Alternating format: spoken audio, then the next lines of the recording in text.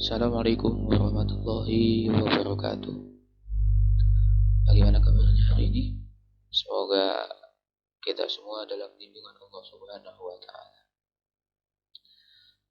Pada pelajaran yang kedua, mata pelajaran PAI dan Budi Pekerti, kita akan membahas ketika bumi berhenti berputar. Judul pada pelajaran kedua ini, kita akan membahas satu, makna hari akhir.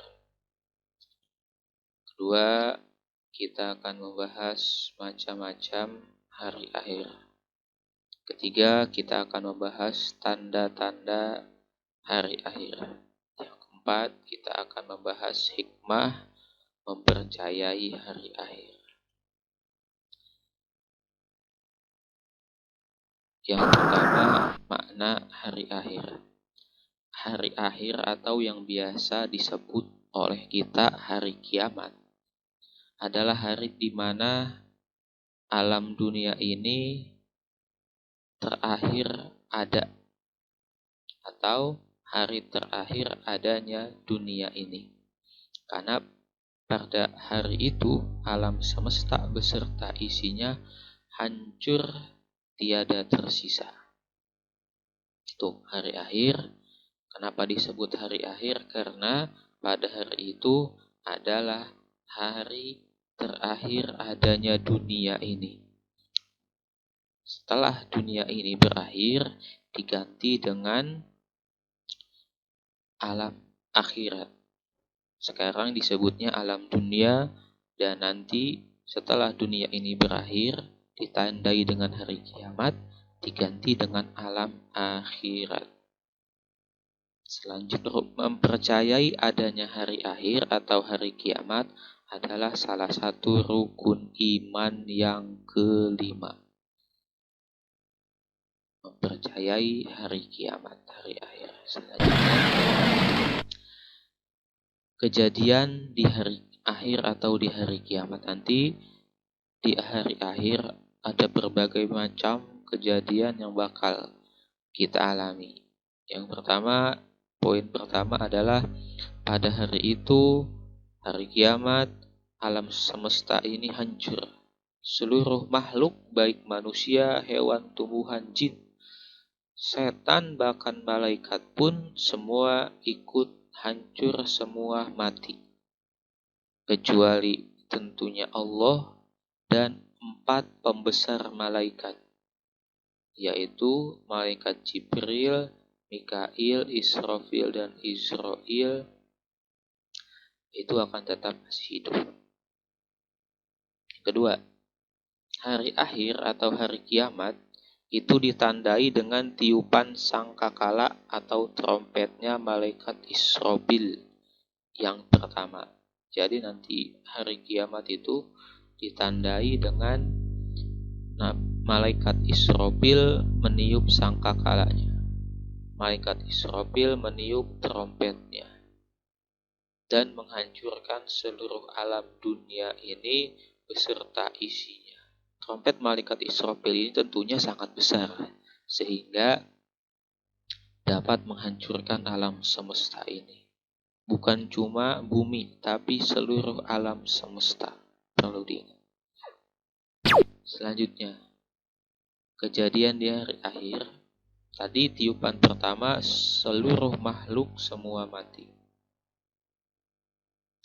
Pada tiupan sangkakala yang pertama ini, seluruh semesta beserta isinya hancur berkeping-keping.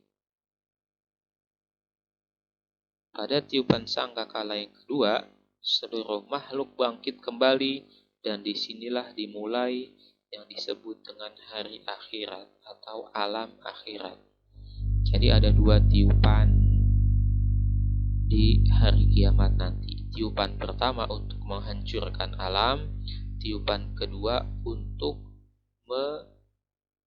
membangkitkan kembali alam semesta yang telah hancur tadi.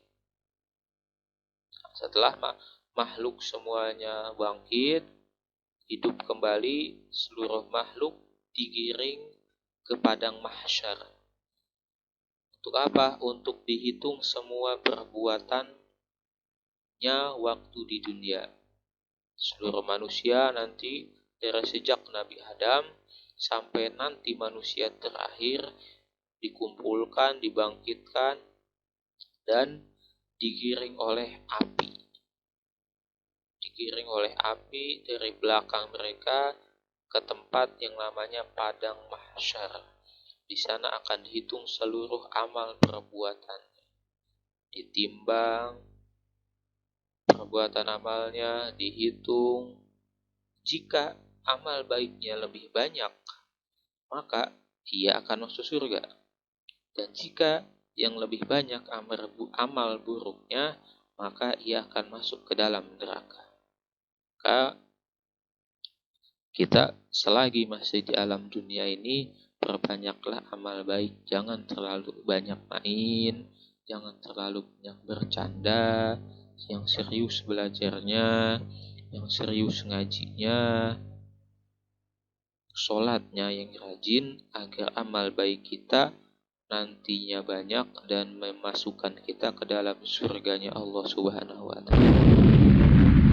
Nah, yang selanjutnya kita akan membahas macam-macam kiamat. Kalau di buku ini Bapak kurang setuju judulnya macam-macam hari akhir. Seharusnya judulnya macam-macam kiamat.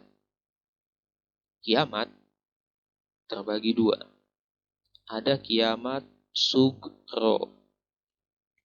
Kiamat sugro atau kecil. Ini seperti terjadinya gempa, terjadinya banjir, terjadinya gunung meletus, atau meninggalnya seseorang. Itu yang disebut dengan kiamat sugro. Apa saja yang berbentuk musibah, itu yang disebut dengan kiamat sugro. Mau banjir, gempa, gunung meletus, apalagi adanya virus corona ini, adanya tsunami, itu yang disebut dengan kiamat sugro. Yang kedua adalah kiamat kubro. Kiamat kubro adalah kiamat yang besar. Adalah musnahnya alam semesta beserta isinya. Dan ini adalah hari akhir dari alam dunia serta awal dari alam akhirat. Jadi kiamat kubro ini tidak ada yang tahu waktunya, tidak ada yang tahu kapan terjadinya hari kiamat, termasuk nabi pun, termasuk malaikat pun tidak tahu kapan terjadinya hari kiamat atau kiamat kubro ini.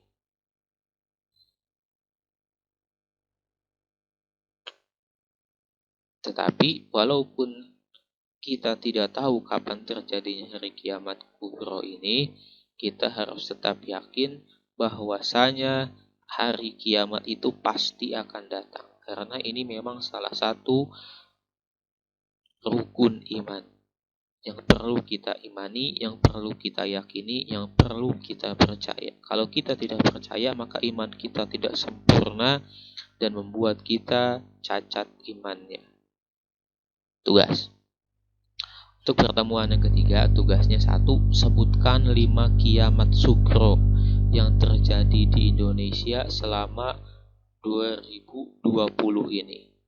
Ada apa saja kiamat sugro yang terjadi di tahun 2020. Yang kedua, hafalkan 4 ayat dari surat Al-Qari'ah. Al-Qari'ah ini salah satu surat dalam Al-Quran yang membahas tentang hari kiamat. Kalian hafalkan 4 ayat dan artinya.